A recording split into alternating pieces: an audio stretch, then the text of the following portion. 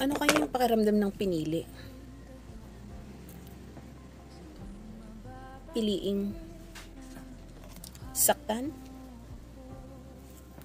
O pakiramdam ng piniling iwanan? Ouch.